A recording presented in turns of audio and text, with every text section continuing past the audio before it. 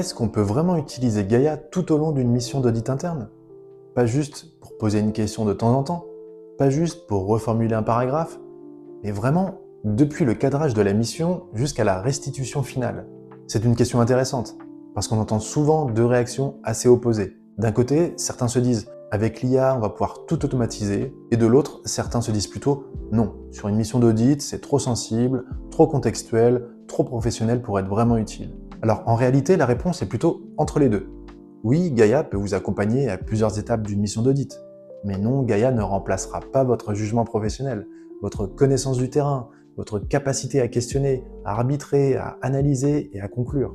Donc dans cette vidéo, on va voir concrètement comment Gaia peut vous aider dans une mission d'audit de A à Z, mais aussi où il faut garder la main. Et c'est justement là que le sujet devient intéressant. Parce que le vrai enjeu, ce n'est pas de demander à Gaia de faire la mission à votre place, pas du tout. Le vrai enjeu, c'est de comprendre à quel moment il peut vous faire gagner du temps, à quel moment il peut structurer votre réflexion et à quel moment l'auditeur doit reprendre complètement le contrôle. On va donc reprendre les grandes étapes d'une mission. Le cadrage, l'identification des risques, la préparation des entretiens, la construction de la matrice risque, contrôle, test, l'analyse des constats, la rédaction des observations et enfin la restitution. Et à chaque fois, on va voir ce que Gaia peut apporter et ce qu'il ne faut surtout pas lui déléguer sans relecture. Première étape, le cadrage de la mission. Alors, c'est souvent à ce moment-là qu'on pose les bases. Quel est le périmètre? Quels sont les objectifs? Quels sont les enjeux? Quels documents demander? Quels interlocuteurs rencontrer? Quels risques regarder en priorité? Et là, Gaia peut être utile pour sortir de la page blanche. Par exemple, si vous démarrez sur une mission sur le processus achat-fournisseur, vous pouvez lui demander de vous aider à identifier les grandes zones de vigilance, les premières questions à se poser ou les documents utiles à collecter. Exemple, cadrer une mission d'audit achat-fournisseur. L'intérêt, ce n'est pas que Gaia vous dise exactement ce que doit être votre mission. L'intérêt, c'est qu'il vous donne une première base de réflexion. Il peut vous aider à structurer vos idées, à ne pas oublier certains angles classiques ou à formuler une première liste de points d'attention. Mais attention, le cadrage final reste le vôtre. C'est vous qui connaissez le contexte de l'organisation, les attentes du commanditaire, les enjeux internes, les irritants opérationnels, les incidents déjà connus, les limites de temps et de ressources. Bref, Gaia peut vous aider à préparer le cadrage, mais il ne peut pas décider à votre place de ce qui est prioritaire dans votre environnement. Donc à cette étape, je dirais que Gaia est très utile comme assistant de préparation. Il aide à poser les premières briques, mais le cadrage, lui, doit rester pleinement maîtrisé par l'auditeur. Deuxième étape, l'identification des risques. Alors là aussi, Gaia peut apporter quelque chose d'intéressant. Quand on audite un processus, on a parfois déjà une bonne vision des risques évidents. Mais il peut être utile de demander à Gaia de proposer une première cartographie des risques ou de challenger celle qu'on a déjà en tête. Par exemple, sur un processus note de frais, Gaia peut aider à identifier des risques comme des remboursements non justifiés, des doublons, des dépassements de politique interne, des validations insuffisantes, une mauvaise séparation des tâches ou encore une traçabilité incomplète. Mais là encore, il faut garder une nuance importante. Gaia peut proposer des risques génériques ou inspirer de bonnes pratiques, mais il ne connaît pas automatiquement la réalité exacte de votre organisation. C'est à vous de transformer cette première liste en analyse pertinente. Il faut vous demander, est-ce que ce risque existe vraiment dans mon périmètre? Est-ce qu'il est significatif? Est-ce qu'il est déjà couvert par un contrôle? Est-ce qu'il correspond à un enjeu actuel de l'organisation? Est-ce qu'il mérite d'être testé dans cette mission? C'est là que votre jugement professionnel reste central. Gaia peut vous aider à ne pas partir de zéro, oui. Il peut aussi vous aider à voir des angles que vous n'aviez pas forcément en tête. Mais encore une fois, il ne remplace pas l'analyse de matérialité, de contexte et de priorité. Donc, pour cette étape, je dirais, Gaia peut vous aider à élargir le champ des risques, mais à vous de sélectionner, hiérarchiser et justifier les risques retenus.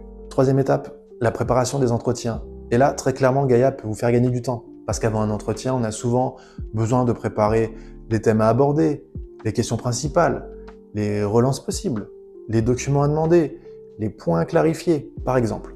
Si vous devez rencontrer un responsable achat, un responsable SI, un contrôleur interne ou un manager opérationnel, vous pouvez demander à Gaia de vous proposer une trame d'entretien. Au lieu de dire « prépare-moi un entretien achat », il vaut mieux dire quelque chose comme « je vais mener un entretien avec le responsable achat dans le cadre d'une mission d'audit sur le processus achat-fournisseur.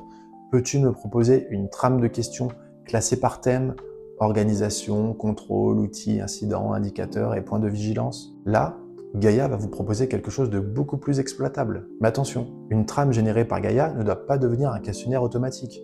Un entretien d'audit, ce n'est pas juste dérouler une liste de questions. C'est écouter, rebondir, creuser, reformuler, détecter les incohérences ou les signaux faibles. Et ça, c'est vous qui le faites. Donc Gaïa peut vraiment vous aider à préparer l'entretien. Mais pendant l'entretien, c'est votre écoute et votre capacité d'adaptation qui font la différence. Quatrième étape, la matrice risque, contrôle, test. Là, on entre dans un usage très concret avec Gaïa RCM Expert. L'objectif peut être de construire une première base de matrice avec les objectifs du processus, les risques associés, les contrôles attendus et des exemples de tests d'audit. C'est typiquement une étape où Gaïa peut aider à gagner du temps au démarrage. Pas pour livrer une matrice définitive en un clic, mais pour produire une base structurée que vous allez ensuite relire, enrichir, ajuster, challenger. Et c'est très important de garder cette logique. Une matrice d'audit ne doit pas être seulement bien écrite, elle doit être adaptée à votre mission, à votre périmètre, à vos objectifs et à vos ressources. Donc, quand Gaïa vous propose des risques, des contrôles ou des tests, il faut toujours se demander, est-ce que ce test est réellement faisable? Est-ce que la donnée existe? Est-ce que le contrôle est pertinent dans ce contexte? Est-ce que le risque est bien formulé? Est-ce que le test permet vraiment de couvrir le risque? Est-ce que je suis en train d'auditer le bon niveau de contrôle? C'est là que Gaïa est utile. Il structure, il propose, il enrichit, il fait gagner du temps sur la première version. Mais la qualité finale de la matrice dépend toujours de votre revue professionnelle. Donc oui, Gaïa peut vous aider, vous accompagner dans la construction de la matrice. Mais il ne faut pas confondre base de travail et document finalisé. Cinquième étape, l'analyse. Alors là, il faut être un peu plus prudent. Gaïa peut vous aider à organiser des éléments, à reformuler des notes, à structurer des idées, à faire ressortir des points d'attention.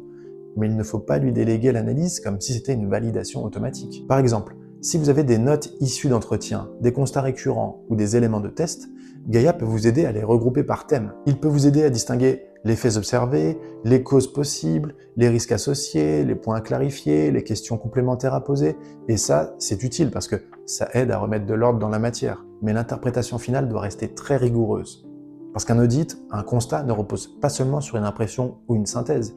Il repose sur des éléments vérifiés, documentés, cohérents et suffisamment probants. Donc si Gaïa vous aide à organiser l'analyse, très bien. Mais avant d'en faire un constat, il faut vérifier la qualité des preuves, le périmètre concerné, le caractère récurrent ou isolé du problème, l'impact réel et la solidité du lien entre le fait observé et le risque associé. À cette étape, Gaïa peut donc être un bon assistant pour structurer la réflexion, mais il ne doit pas devenir un raccourci qui remplace le travail de preuve. Et ça, pour nos métiers, c'est essentiel.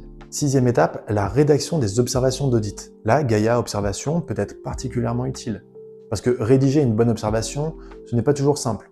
Il faut être clair, précis, factuel, suffisamment ferme, mais pas excessif. Il faut aussi éviter les formulations floues, trop longues, trop affirmatives ou pas assez étayées. Et souvent, on a la matière, mais pas encore la bonne formulation. Gaïa peut alors aider à transformer des notes brutes en observations structurées. Par exemple, constat, risque, cause possible, recommandation, niveau de priorité, points à clarifier. Mais là encore, attention à un point important. Gaïa peut proposer une formulation, mais il ne peut pas savoir à votre place si le constat est suffisamment démontré. Donc, avant d'utiliser une observation rédigée ou reformulée avec Gaïa, il faut toujours vérifier que les faits sont exacts, que le risque est bien proportionné, que la recommandation est réaliste, que le ton est adapté et que la formulation ne va pas au-delà de ce qui est démontré. C'est aussi pour ça que je trouve intéressant d'utiliser Gaïa Observation, non pas seulement pour rédiger, mais aussi pour challenger. Vous pouvez lui demander « Voici une observation d'audit que j'ai rédigée, peux-tu la challenger en me disant ce qui manque, ce qui n'est pas assez clair, ce qui est trop affirmatif et ce que je pourrais améliorer ?» Ce type de demande est souvent très utile parce qu'il ne s'agit pas de déléguer la rédaction. Il s'agit de prendre du recul sur votre propre travail. Et dans une mission, ça peut vraiment faire gagner en qualité. Septième étape, la restitution.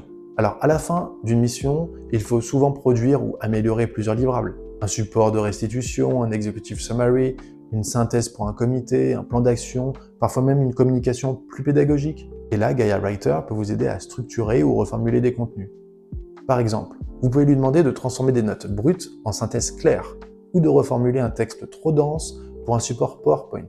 Mais comme toujours, la clé, c'est de préciser le public cible, le niveau de détail attendu, le ton, le format et l'objectif du document. On n'écrit pas de la même manière pour une équipe opérationnelle, une direction métier, un comité d'audit ou un comité exécutif. Donc, si vous utilisez Gaïa Writer, donnez-lui cette information. Rédige une synthèse courte destinée à un comité de direction avec les messages clés, les principaux constats et les points d'attention prioritaires. Là, vous obtiendrez normalement quelque chose de plus exploitable. Mais encore une fois, Le livrable final reste sous votre responsabilité. Vous devez vérifier la justesse du ton, la cohérence avec les travaux réalisés, la tonalité, le niveau de synthèse et la conformité avec les messages validés. Gaïa peut vous aider à mieux présenter, mais il ne doit pas vous faire perdre la maîtrise du message. Et ça, c'est un point important pour la restitution. Alors, si on revient à la question de départ, peut-on vraiment utiliser Gaïa dans une mission d'audit de A à Z? La réponse, c'est oui, mais comme un assistant, pas comme un auditeur automatique. Gaïa peut accompagner plusieurs étapes, cadrer la mission, identifier les risques, préparer des entretiens, construire une matrice, structurer l'analyse, rédiger ou challenger une observation, améliorer une synthèse ou un support. Mais à chaque étape, l'auditeur doit rester maître et doit garder la main. C'est lui qui décide du périmètre, c'est lui qui valide les risques, c'est lui qui conduit les entretiens, c'est lui qui apprécie la qualité des preuves, c'est lui qui formule le jugement professionnel, et c'est lui qui porte la conclusion. Donc la bonne manière de voir Gaïa, ce n'est pas « Gaïa fait ma mission », c'est plutôt Gaïa m'aide à mieux préparer, mieux structurer, mieux formuler et mieux challenger certaines étapes de ma mission. Avant de conclure, je pense qu'il faut rappeler quelques limites. D'abord, Gaïa ne connaît pas toujours toutes les spécificités de votre organisation. Donc, si vous ne lui donnez pas le contexte, il ne peut pas l'inventer de manière fiable. Ensuite, même quand la réponse est bien structurée, il faut toujours la relire. Une réponse claire n'est pas forcément une réponse suffisante. Dans nos métiers, la forme ne suffit pas.